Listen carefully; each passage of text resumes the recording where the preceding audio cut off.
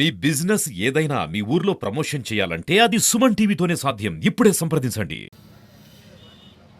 వాస్తవంగా కూడా ప్రభుత్వం అమలు చేయి తలపెట్టి సంక్షేమ కార్యక్రమం తప్పి ఏదైనా అర్హత అనేది ప్రామాణికమే. అంటే వాస్తవంగా సాగు చేసిన రైతుకే లబ్ధి కూడా సాగు చేసే రైతుకే లబ్ధి కూడా దానిలో there won't be second opinion to anybody. వాస్తవంగా పెట్టుబడి సమకూర్పు అనేది ఏంటి? సాగుకు పెట్టుబడి సమకూర్పు. మరి అటువంటి సాగు చేయనోడికి పెట్టుబడి ఎందుకు చేయాలి? సాగుకు పెట్టుబడి సమకూర్పు అని చెప్పంటే సాగు చేసినోడికి ఇవ్వాలి. ఇప్పుడు గుట్టలకు పుట్టలకు రోడ్లకు లేఅవుట్లకు అంటే నిజంగా సర్కార్ సొమ్ము అంటే ఎన్నికలు వస్తుంది. నిన్న కేసీఆర్ గారు ఇచ్చిన వాళ్ళు రేవంత్ రెడ్డి గారు ఎక్కడికి ఇస్తున్నాయి? ఇది ప్రజలు ఏది ఇస్తుందో పన్నుల రూపైనా ప్రభుత్వానికి చెల్లించినటువంటి ఒక వనరులు ఎక్కడికి వస్తున్నాయి? ప్రజలు ఏది ఇస్తుందో పన్నుల రూపైనా ప్రభుత్వానికి చెల్లిస్తుంది. చేసి అప్పు కూడా పైసా ప్రజలే మళ్ళీ దాన్ని చెల్లించే భారం ప్రజలపై ఉంటుంది. అటువంటిప్పుడు దానికి అర్హత అనేది ప్రామాణికం ఉండాలి కదా. ఏ ప్రామాణికం లేకుంటే ఏదైతున్నదో నువ్వు వ్యవసాయం సాగుకు సంబంధం లేకుండా గుటలు పుట్టలకు లేఅవుట్లకు సాగు యోగ్యంలో లేని భూములకు కూడా మేము కల్పిస్తాము అని చెప్పారంటే ఇదేనా అసలు నీకు చూసాం కదా. Definitely there must be some ఏదో ఒక విధమైనటువంటి ఒక కొలత పద్ధతి ఉండాలంటున్నాను.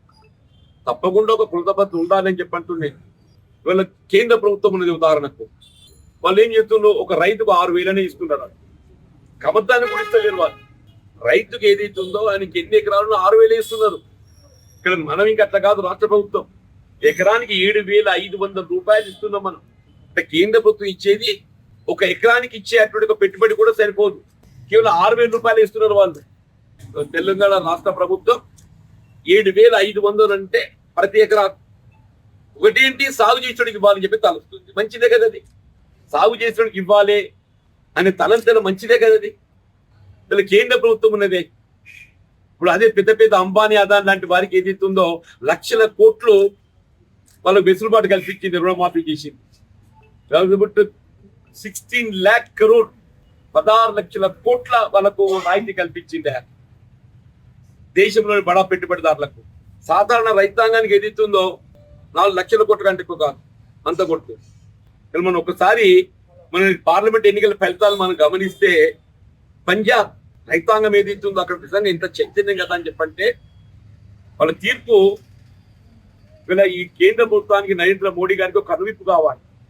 ఇలా పంజాబ్ రాష్ట్ర ప్రజానికి ఓటు ఇచ్చిన తీర్పు ఏదైతుందో అది కేవలం పంజాబ్ రాష్ట్రానికే పరిమితమైన తీర్పుగా కాకుండా ఈ దేశంలో గత దశాబ్ద కాలం అవలంబించిన రైతు వ్యతిరేక విధానాలకు నిదర్శనంగా తీర్పిచ్చిండు. రైతు వ్యతిరేక విధానాలకు నిదర్శనంగా తీర్పిచ్చింది చెప్పండి. దీంతోనైనా కనీసం మరి గౌరవ ప్రధానమంత్రి మోడీ గారికి కనువిప్పు కావాలని చెప్పండి. రుణమాఫీ లేదు, ఉచిత విద్యుత్తు లేదు, పెట్టుబడి సహాయం లేదు, ఎకరాం చొప్పున కమతంతో ఏదో గంపగుత్త ఎకరానికి రైతుకు 6,000 పెట్టేసిండ్రు. మొత్తం రాయితీలను ఎత్తేసిండ్రు. ఇలా పెట్రోల్ డీజిల్ పై ఏదైతుందో రాయితీలు ఎత్తేసిండ్రు. ఫర్టిలైజర్ పై రాయితీలు కుదింపజేసిండ్రు. మరి ఇదంతా అల్టిమేట్ ఎవరిదో భారపడుతుంది? రైతు మీద పడే ప్రతి పైసా భారం వినియోగదారునికి కన్వర్ట్.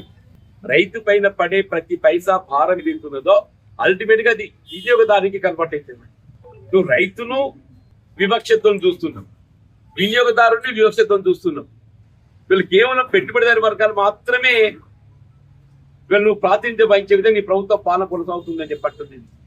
నువ్వు ప్రభుత్వం ఏర్పాటు చేయొచ్చు కాక నిజంగా ఉత్తర భారతదేశం ఏదైతుందో నువ్వు ఏ దేవుడు దేవుడు దేవుడు అని చెప్పని మతపరమైనటువంటి ఒక విద్వేషాలు తెచ్చగొట్టి అధికారులు రావాలని చెప్పినటువంటి ఒక విద్వేషాలు తెచ్చగొట్టి ప్రయత్నం చేసినావో ఎక్కడ ఇది ఆరంభమైందో అక్కడ ఏదైతుందో వాస్తవాలు వెలికిలోకి వచ్చాయి. ఎక్కడ ఆరంభమైందో అక్కడ వాస్తవాలు వెలికిలోకి వచ్చినాయి. అక్కడ ఏదైతుందో ఫలితాలు వాస్తవానికి అనుగుణంగా వచ్చేసినాయి. అక్కడ తెలిసిపోయింది. అక్కడ ఈ మతం అనేది కాదు, మనకు కావాల్సింది ఏదైతుందో అభివృద్ధి, ఉపాధి. అభివృద్ధి, ఉపాధి, నిరుద్యోగ యువతకు ఉపాధి కావాలి. ఆ విధంగా తీర్పు వచ్చింది. దక్షిణ భారతదేశం ఏదైతుందో గాడుపు అక్కడికి వెళ్ళి ఇక్కడికి వచ్చే వరకల్లా ఆడది ఏం పోయింది, ఇక్కడ గాడుపు తాకి అంతే తప్పేది. మళ్ళీ దక్షిణ భారతదేశంలో గట్ట ఈ తీర్పు లేకుంటే అసలు ప్రభుత్వమే లేదు. ఈ మహారాష్ట్ర పోయింది, దక్కించిందల్లా ఏపీ, తెలంగాణ, కర్ణాటక, ఒడిస్సా అంతే. కాబట్టి సరే అంటే ఇది it's not only my comment, ఇలా బీజేపీకి మూలమైనటువంటి ఆర్ఎస్ఎస్ కూడా పేర్కొంటుంది. దయచేసి అది గమనించండి, ప్లీజ్ మేక్ ఇట్ నోట్. బీజేపీకి మూలమైనటువంటి ఆర్ఎస్ఎస్ కూడా రాష్ట్రీయ స్వయం సేవక్ సంఘ్ ఏదైతుందో, భారతీయ జనతా పార్టీ మూలంగా మనం భావిస్తామో వాళ్ళు కూడా ఏదైతుందో మోడీ అరగెన్సీ అహంకార ధోరణి ఏదైతుందో దాని పట్ల వాళ్ళ యొక్క అభిప్రాయం వ్యక్తం చేసింది.